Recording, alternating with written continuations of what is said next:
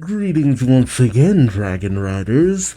Duuz-Diz-Din back again with another episode of Dragons, the Nine Realms, where previously the schism that has formed between the riders has not been mended, and what seemed to be a few days apart has turned into weeks. Although this separation doesn't mean that they still don't interact, and for Alex that means playing tech support. But when she gets fed up and an argument forms between the group once again, she goes deep into the Dragon Realm, where she of course encounters Buzza, who is also in a bit of a tiff with Sledkin, who has been holding off on really giving Buzza the translation of the Book of Dragons he desired. Well, at first Buzza tries to use Alex as a hostage. Alex starts to try to manipulate Buzza into thinking that she's on his side, even tricking him into downing some sensors, something that the riders detect and go investigating. When they come upon Alex and Buzza,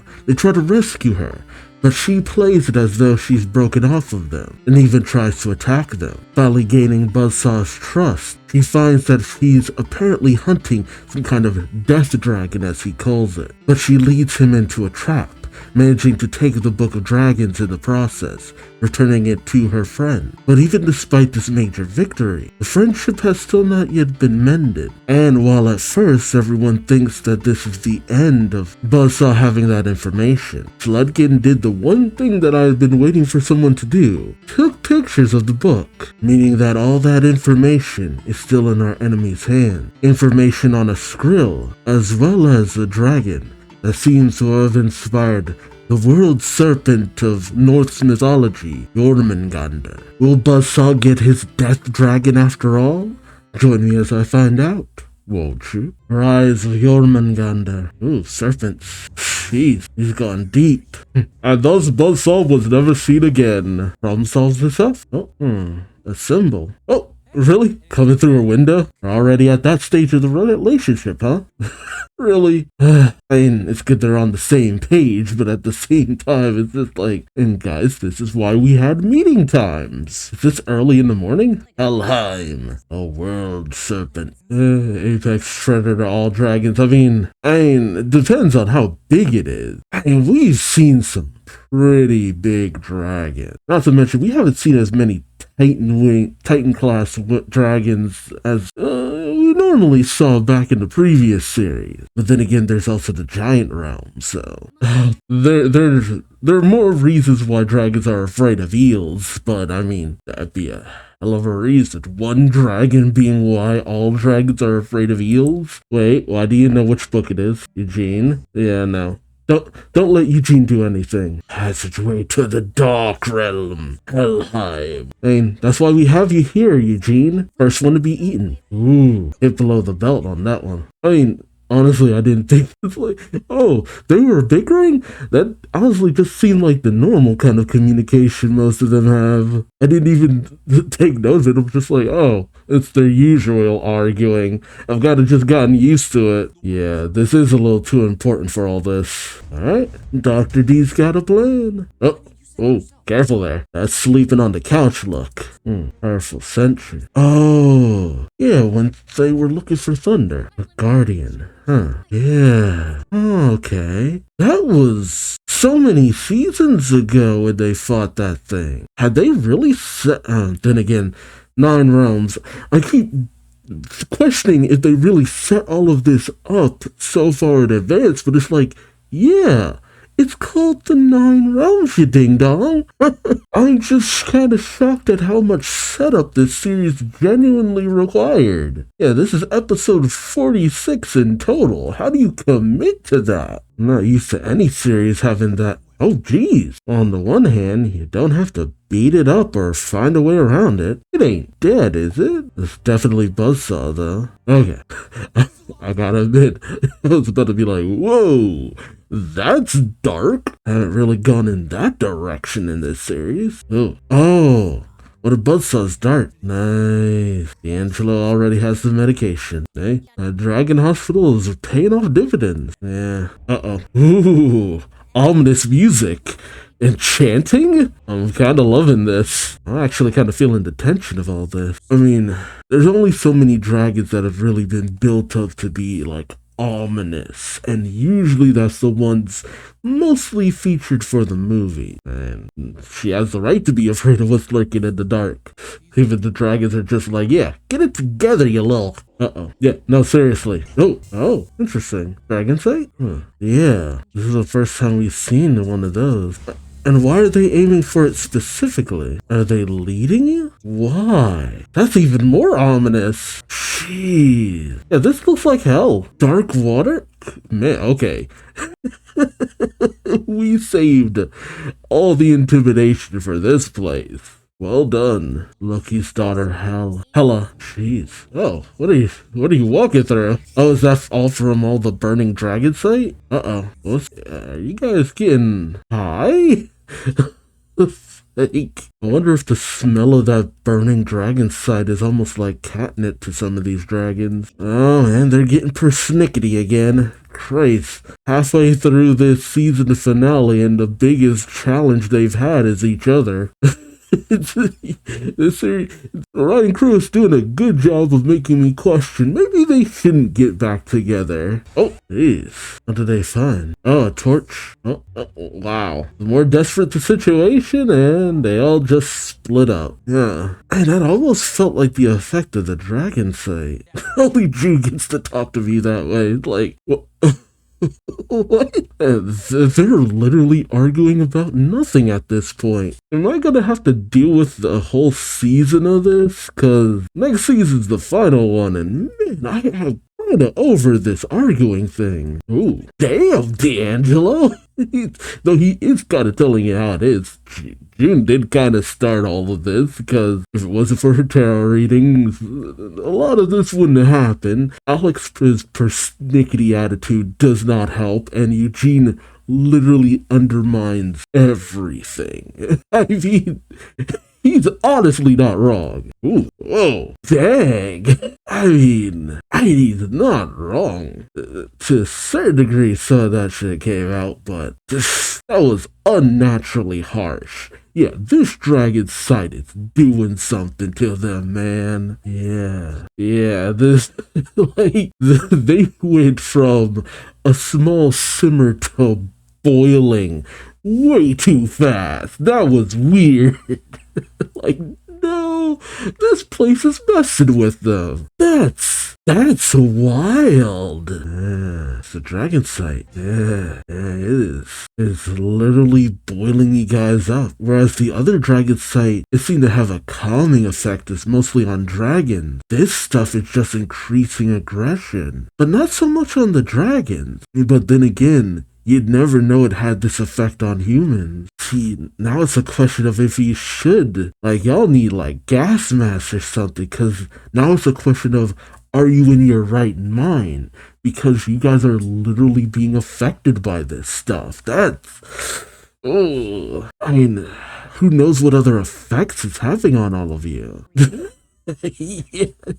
Like, let's get real. Like, D'Angelo, you've probably been the realest out of anyone here, and it was very biting. It really is all the things that have been seen throughout all of this. Everyone has their own specific obsessions that make it kind of hard for any of them to really get anything done. Again, teenagers. Oh, my God. What have you ever done wrong, Eugene? I believed in us. It's like, well, that's not fair. That's not fair. Oh, Eugene's mad because they actually let something so mundane break them apart. And it's a good point, you know? It'd be one thing if it was something more important, but what kind of broke them apart was just themselves. Just them being kids. Which, yeah, it is shockingly mundane. It is shockingly simplistic, but sometimes that's the case. Dang. And when Eugene is that real, that's just... This episode is wild. D'Angelo said some things that I was just not ready for him to say, and Eugene said some things I wasn't ready for him to say, but for all different reasons. See, this is the communication that was needed. just airing out your grievances and seeing where that can go. Yeah, I mean, there should have been something that made you kind of remember why you were together along the way in the first place. Yeah. You know, the excitement of a new relationship was in June, the opportunity to finally get some alone time with Alex, D'Angelo starting something new and exciting. Everyone got an opportunity for change, but at the same time, they shouldn't let that consume the other nice things in your life. Okay, there we go. Okay, you know what? A little cheesy, but I'll take it. Because it's true, a lot of this stuff needed to be said, and weirdly enough, Eugene was right. You know, everyone kind of needed to examine what's been going on. It's just like, can you really not see what's kind of been happening, why we broke apart in the first place? And do you not find it worth it to try to mend this? So much of this finale has been focused on the relationship. Like, what? I thought at least half of this was going to be devoted to, you know, the world serpent. Yeah, while you were having their little cute but necessary heart-to-heart, because considering what you might be facing, y'all are going to have to bring your A-game. But did Buzza find the world serpent, or did he find its mouth? Okay, yeah, flying might be the best course of, and now they're on the ground. Never mind. Whoa, did they imprison it? Okay, normally Hiccup doesn't do stuff like this. Jeez, but where's Buzza? Yeah, but he didn't unleash it. As I say, abandon all hope, ye who enter here. Wait, it's been locked up for thousands of years? How did it survive? I mean, what has it been eating? Hiccup normally never would have locked any kind of creature away. I mean, that's not to say that he would never, but it would take a lot for him to decide to do this. And he got wildly empathetic to a lot of dragons. Look at that key.